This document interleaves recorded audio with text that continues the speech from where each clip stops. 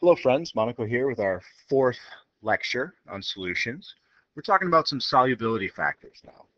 So we're going to be able to predict if a solute will dissolve in a solvent based on these solubility factors. Now a solute is the stuff that gets dissolved and the solvent is the stuff that does the dissolving. Now I know most people have heard this term, like dissolves like, but we're asking today, what does that really mean? So this term really means that nonpolar solvents dissolve nonpolar molecules and polar solvents dissolve polar molecules.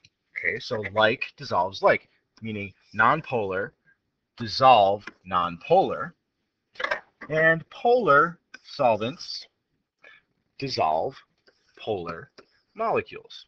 It's kind of the situation that we're going to be going after here. So, solubility factors. Why do some things dissolve and others do not?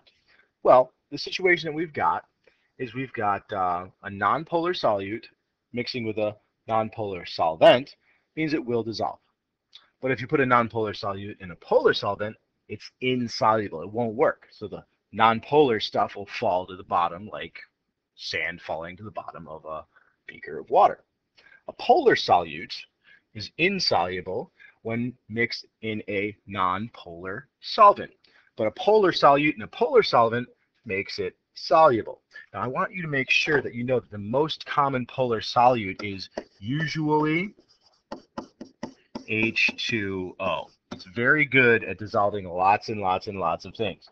But it doesn't do nonpolars because water is polar itself.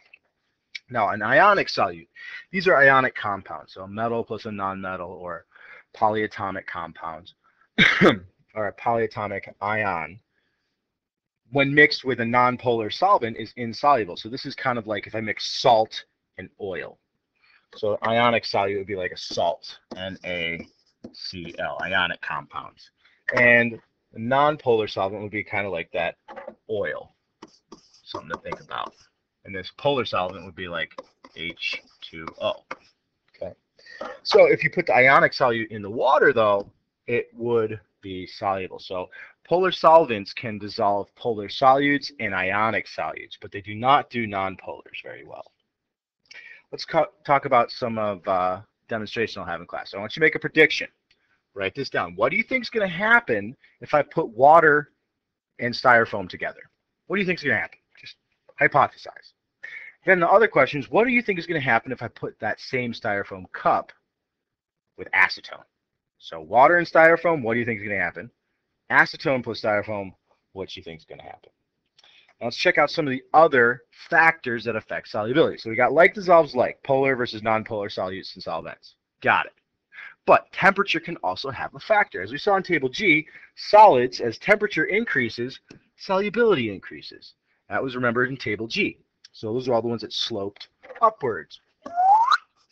Those are going to be solids. Now for most gases, as temperature increases, solubility decreases. I just want you to think about a soda on the porch on a hot summer day. You pop that top on that soda. If it's hot out, it's going to go flat really fast because the gas escapes because it's hot. The solubility of the gas decreases and it bubbles out faster. That's why we keep our soda cold, because we want the bubbles to stay. Lower temperature, increased solubility for the gas. Now, pressure has an effect on only gases. So for liquids and solids, pressure really has nothing to do with how much solute you can squeeze into your solvent. But for gases, as pressure increases, volume decreases, remember that gas law relationship, and solubility increases. So if you put pressure on a gas, it gets compacted and can get squeezed into the solvent. So we can change the volume of a gas.